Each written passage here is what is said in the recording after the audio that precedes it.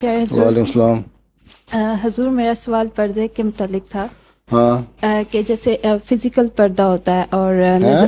Physical پردہ ہوتا ہے، فزیکل پردہ کیا مطلب؟ جیسے برقع پہنتے ہیں جیسے ہم پردہ کرتے پردہ کو ہیں، برقع کو ہونا. ہاں اور جیسے نظر کا پردہ ہوتا ہے، ہیں؟ نظر کا بھی پردہ اچھا، ہوتا ہے. نظر کا ہی پردہ ہوتا ہے. تو ٹھیک ہے. آواز کے پردے کی کیا اہمیت اور کس طرح آج کے دور میں اس کو امپلیمنٹ ہم کر ہیں؟ سکتے ہیں؟ آواز کے پردے کی کیا اہمیت اور اس کو کیسے آج کے دور میں امپلیمنٹ کر سکتے ہیں؟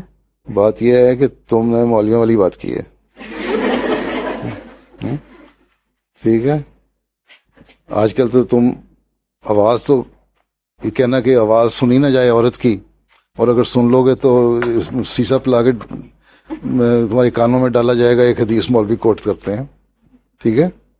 وہ ایسے حالات میں جب لوگ ناچنے والیاں اور گانے والیوں کی آوازیں سنتے تھے اور سب کچھ دیکھتے تھے، تو یہ حالات جو ہے نا، جو تم لوگوں کو ننگ اور بے حیائی کی طرف بلاتی ہے، اس کے لیے وہ ایک ڈرایا آنسر انہیں کہ اس طرح پھر یہ ہوگا تمہارے ساتھ.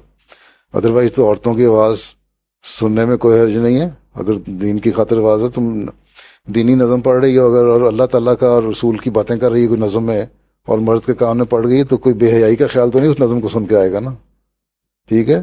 حضرت عائشہ رضی اللہ عنہ مردوں کو، صحابہ کو لیکچر دیا کرتی تھی نا، تو ان کی آواز کس طرح سن لیتے تھے.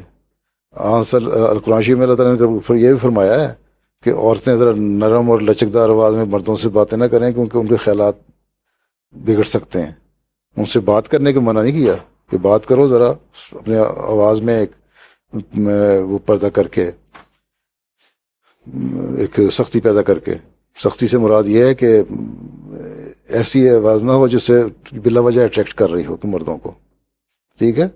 ادروائز کوئی وہ نہیں ہے. تو مردوں کا یہی ہے کہ مرد اپنے ذہنوں کو صاف رکھیں اور غلط قسم کی آوازیں نہ سنیں. یہ مردوں کا آواز کا پردہ ہے. تمہیں کوئی سزا نہیں عورت کو، ہاں بشرطے کہ تم غلط قسم کے گانے نہ گانے لگ جاؤ.